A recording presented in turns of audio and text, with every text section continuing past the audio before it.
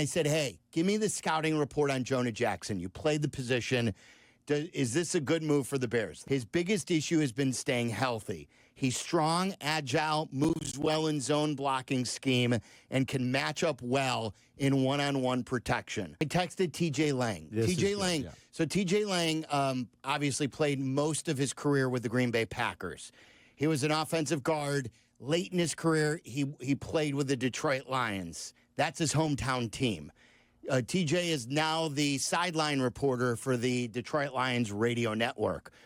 He's a great radio guest. We've had him on throughout the years. One year when he was a Packer, we had him on and we made a bet that if the Bears won one of the games, or we made a bet with the Hawks and Red Wings that if the Hawks would come back from the 3-1 deficit, he would give up his 2 tickets to Bears Packers to one of our listeners. That long ago, you guys? It was that long ago, yes. Wow. It was when the Hawks were down 3-1. 2013. Yes, and sure enough, he was a man of his word, and he got Bears fan tickets to the game at Soldier. That's crazy. His own seat. I don't remember that. Yeah, he's a great guest. He was on when the Bears hired Ben Johnson too. So because he's so connected with the Lions now, and I said, hey, give me the scouting report on Jonah Jackson. You played the position. Is this a good move for the Bears? This is a fellow offensive lineman's scouting report on Jonah Jackson. He says, I like Jonah. His biggest issue has been staying healthy. He's strong, agile, moves well in zone blocking scheme, and can match up well in one-on-one protection. Thought the Rams made a dumb decision last year by moving him to center. It messed with his growth and never let him settle in at guard. Gives Ben someone up front that is familiar with his system so he can help with other guys on that line get acclimated a bit quicker. As long as he stays healthy, he is still capable of being probably a top 8 to 10 at the position. I mean, that's pretty good. Yeah. And right? so, if it comes to fruition like that? Yes. Yeah. So he thought, again, that this was a person who should not have been playing center last year. You sign him to play guard, and then you move him to center. It's sort of what the Bears have been doing wrong with a lot of their players. And so I asked him, what kind of a worker is he? Because that's what we found out. Is he a leader? We don't have many alphas there. And he says he's not sure about him as a leader. He said, though, never heard any issues with him. Think he's just an old school, work hard kind of guy. They could use that. Yeah, I'll take that. They could use it. So a good endorsement from a guy who played in the NFL for many years, played with a chip on his shoulder, TJ Lang, who knows the Lions pretty well. And he doesn't have to sing his praises. It's not like he just covered him this past year. He was a member of the Rams, and he's still a believer in him. For what it's worth, PFF's data on him, 22 and 23, his last somewhat full season. He only played 4 games last year. He had limited snaps because of the injury. 22 and 23 combined, a little over 400 true pass sets, total of 10 hits and 2 sacks. Not bad. It's pretty good.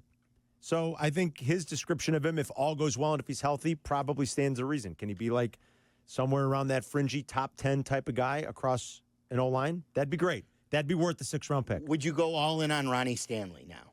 That's a good question. Ronnie Stanley is the Baltimore Ravens left tackle. What's Ronnie going to cost? He plays left tackle, right? Yes, left tackle. Yes. He's had an ACL injury in the past. Yes, he has. But at times he's been a great player in his position. Yes. And they paid him once, didn't they? I feel like they paid him once. No, he was a first-round pick when they drafted him. So he's got the pedgree. How far away from surgery is he? Another Notre Dame guy. He had his surgery in 2021. I think it was. I think it was 2021. So did he get hurt at the end of the year, or did he fall out of fate? What happened in Baltimore? I don't know. I mean, he started. He played all 17 games this year. He's 30. They paid him once.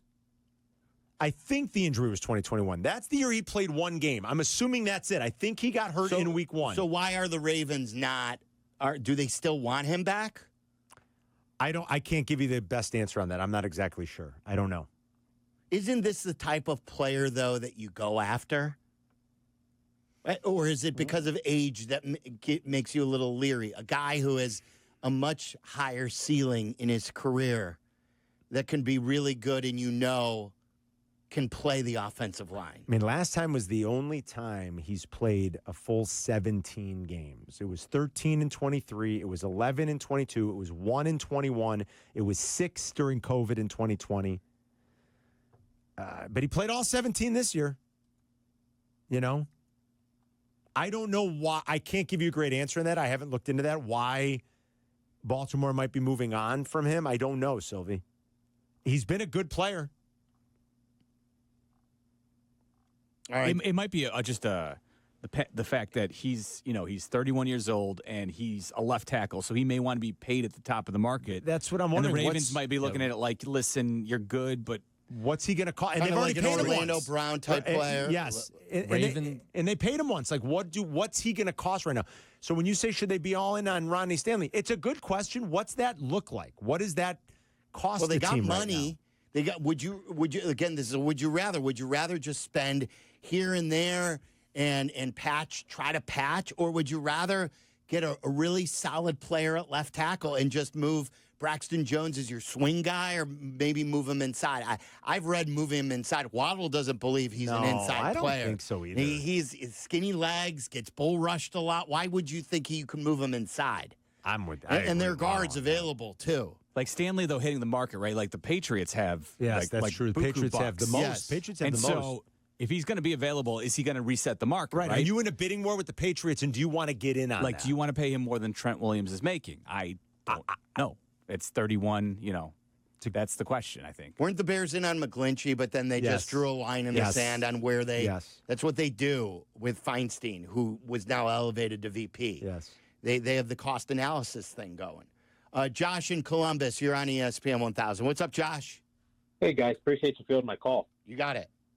I'm sure I didn't get to listen to the afternoon show, but I'm sure Yerk was super thrilled that the Bears traded for an injured offensive lineman again. That's right. He was over the moon, Josh. Yeah.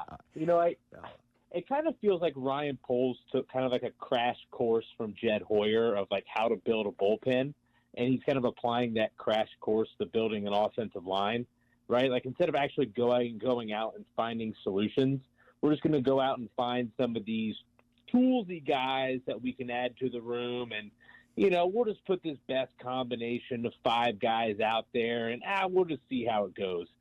So I'm not, over the moon about the trade for Jonah Jackson. He's been a Pro Bowler before, fine. He's got history with Ben Johnson, fine. But it just feels like a short-term, Band-Aid on a bullet hole. And until they actually find some guys and they actually put a unit out there that's successful, like this is all just up in the air for me. If he's healthy, though, it sounds like he can be a solution. Yeah, I think so.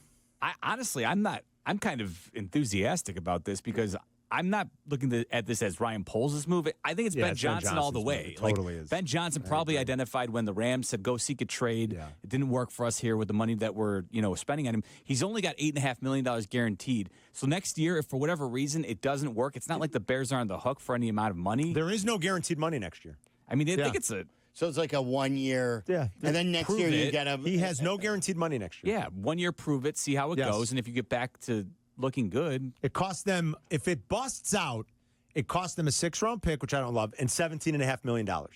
Right? I don't even blink an eye at the 6th-round pick, though. Okay. If it it's not the end of the world. That's what you're saying. If it busts out, and if it goes well. If it busts out, then you just continue to throw draft picks. That's what I don't love. But wait. You're right, Silvy. But if it's a non-solution, how many 6th-round picks turn into nothing? If it's a top 4, Trey Smith was a 6th-rounder. If it's a top 4, you know what I'm saying? If it's a top 4-round pick, I get it. Those are extremely valuable. Yeah. 6th-round pick for a guy who you think is, I think we'd all agree, he's going to be a starter. Absolutely. And so I don't think there's any question.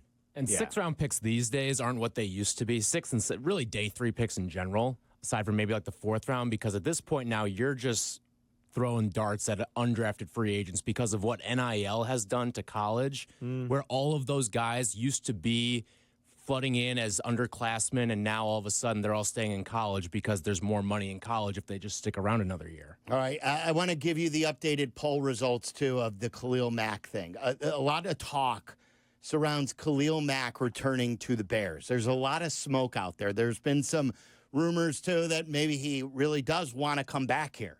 that he enjoyed his time here. Ryan Poles was the one who traded him when he first got here. And since then, he's had 3 Pro Bowl years. Now, only one was an over-the-top sack year, but overall, he's played and he's made 3 Pro Bowls. Would you be in favor of a reunion with Khalil Mack?